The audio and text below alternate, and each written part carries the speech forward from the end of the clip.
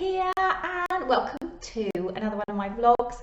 It looks slightly different today because I'm just all on my own here. And the reason being is that the story that I want to tell you in this vlog is actually written by the lady that I wanted to bring on here. But unfortunately, some people close to her don't know the full story. So what she said she would do for me was write it down so that I could read it to you, and then I don't have to disclose her identity. So that's exactly what I'm going to do. In her words, my journey to recovery.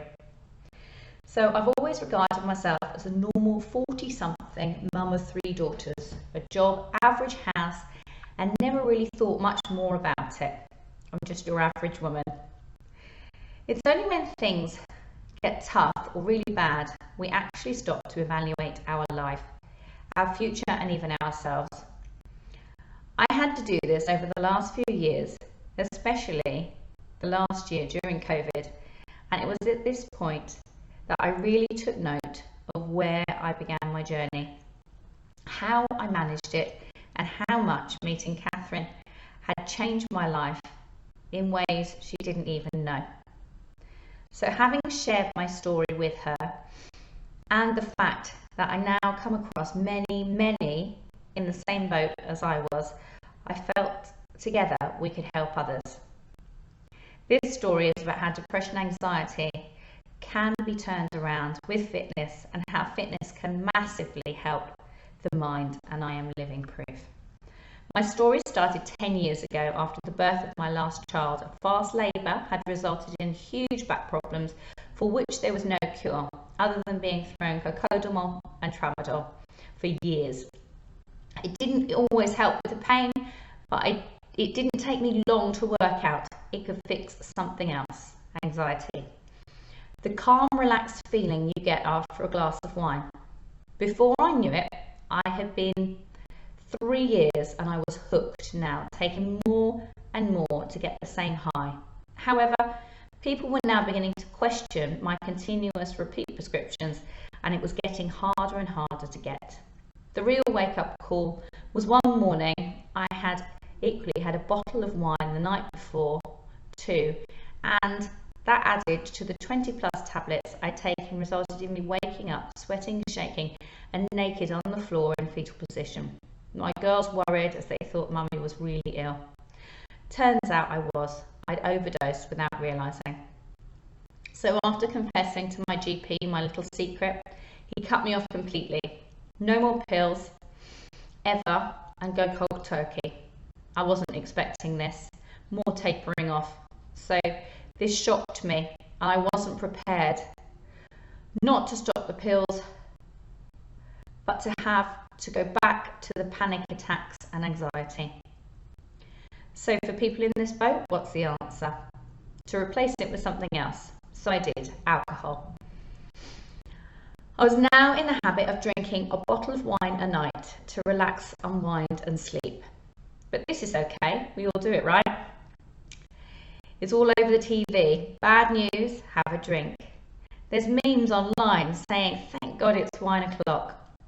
Drinking is totally normalised, so it's fine for me, and it's all good. I'm not physically dependent, and it's just my daily habit. No harm done. Wrong. What I didn't know is that both alcohol and pills cause anxiety too, so we do more. We also get immune to it, so need more. The usual 8 maximum cocodamol wasn't enough for me in the end, and I was taking 20. The booze was going up from 1 glass to a bottle to now 2. Added to the occasions I had a parents' evening or job interview, I'd drink just to get me out of the door.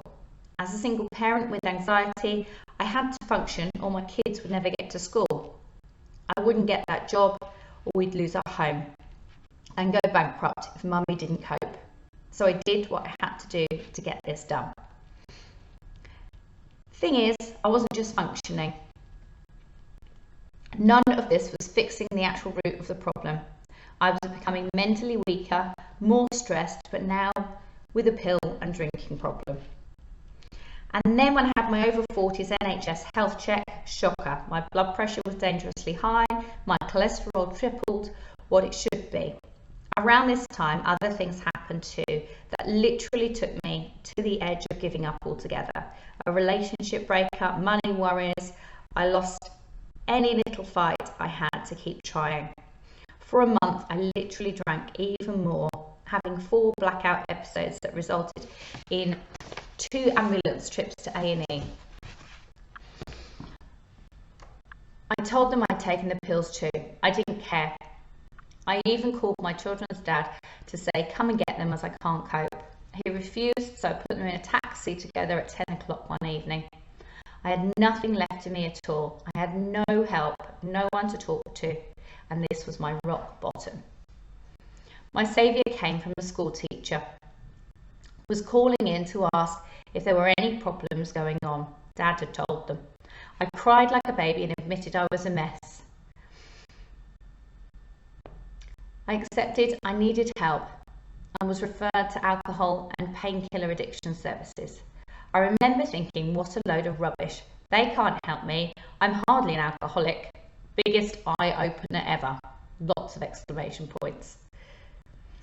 The first question I was asked is the same question I now ask others who think their habits are okay. Okay, you don't think drink is a problem. So can you not drink tomorrow? Can you go home from work without stopping at the garage for a bottle? Can you go shopping and bypass the booze aisle? No? Now tell me, is booze a problem? I was so defensive in thinking I had a problem, but those questions alone made me think. My problem was the same as millions and millions of others, which I now know. My problem was unhealthy addictions. I find unhealthy coping mechanisms, which in themselves seem a short-term fix, but ultimately cause long-term issues. And millions of us do it without even knowing we do. And that can range across a whole spectrum: drink, drugs, food, binge eating, bulimia, even too much exercise. We can all have our own addictions that we think help us, but in fact are the problem. I was told I'm basically a person that forms addictions, and that's my problem. But what about if I found a healthy addiction instead? So that's where Catherine came in. I've been seeing Catherine, albeit in fits and starts. I enjoyed it, but lacked motivation. But I have beaten my codeine addiction and had stopped drinking. But I needed to find my other things that was going to be my new coping strategy. And this coincided with COVID. Now that in itself is going to be stressful and hard work. Plenty of reason to drink and be depressed about the world we are living in. I, on the other hand, with my addiction therapist, thought I can look at this in a whole new way. The world is a mess and so am I. What can I do to myself to come out of this a sane and better person? So I decided I won't look at this as just giving up drink. My whole being needs to change. My habits, my diet, my physical and mental health, my perspective on myself. And what do I have to lose? Nothing. And I haven't tried it, so I don't know if it works. So I started. I committed myself to as many Zoom classes with Catherine that I could fit in, as well as the Vitality Room recorded sessions. I combined this with healthy eating. I researched what foods I needed to eat to lower my cholesterol and what foods are healthy brain foods that can help me physically and mentally, and I stuck to them. I was giving myself a routine, and ultimately what I was doing for once was focusing on me. Not me the mum, or me the friend, or me the work colleague, just me and what I needed. I also started joining a lot of Facebook groups for people with the same problem as myself, and began to see a pattern, and that there are actually a lot of people like myself, some worse, some the same, and those maybe not as much, but heading in that way. So now about Catherine. Firstly, she has always been an inspiration to me, always bubbly and happy and focused. I love her classes. If diet and exercise can make you like that, then I want more of that. So that is what spurred me on to commit to my goals. Stick with the diet, stick with the classes. Mentally, I had a goal and a focus, and they were healthy ones. Within a month, my cholesterol had dramatically gone down and my blood pressure was in normal range. After a drastic discipline change in diet and sticking to the classes, I began to notice the changes mentally and physically. I look better, healthier, losing weight, leaner, stronger. When I first saw Catherine, I couldn't sit up without both hands and a band. Now I can sit up unaided through pure core strength. Mentally, I'm beginning to feel clearer, more focused, more determined. And the more I see the change, the more I want to do it. Even when I have a bad day and feel like a couch potato, I still log on to the classes because, as Catherine says, no one regrets a workout. And how can I possibly sit here and say I've tried it and it did no good? I may not be totally 100% mentally fixed, but who is? Physically, I fixed my health issues 100%. I am nearly 45. I can still walk my daughters at lots of stuff. And I'm healthy as opposed to the stroke, heart attack, suicide waiting to happen over a year ago. To me, Catherine hasn't just been my fitness instructor. She has been so much more, and to me and my family, so much more than she knows. Which is why I want to tell you that exercise really does help, not just physically, but mentally. It can change your world around for the better, and I think mental health and exercise absolutely goes hand in hand and is a must. Catherine's classes have somewhat saved me and my family in a way she has no idea. She hasn't just made me lose weight, she has helped be part of my recovery, done wonders for my mental health, my role as a mother, my children. And if I can share this with others and be living proof that exercise does work not just physically but mentally, then I've helped others. For your soul, as part of a routine, take an hour here and there to solely think of yourself only. And that hour may kill my thighs, but my God, for that hour I only think about me. Not life, not my problems, not the world's problems. For an hour it's me. And that hour adds up to the others I do. And those hours add up to a lot, a whole lot. I'm now fitter and stronger, more mentally prepared person. I have the tools and the strength, not only to keep it up, but now to help others. Yet 2 years ago, I would have laughed at exercise. I'm proud of my progress, and I'm thankful to Catherine, who doesn't know her value in my journey. Exercise and mental health go hand in hand. I see it, and it has helped me. I know from helping others now, we all need sometimes to sit back, reevaluate and make a change. I was a bog standard, lazy mother who did things sporadically. Taking control and taking it seriously has not only changed me, but my children's life.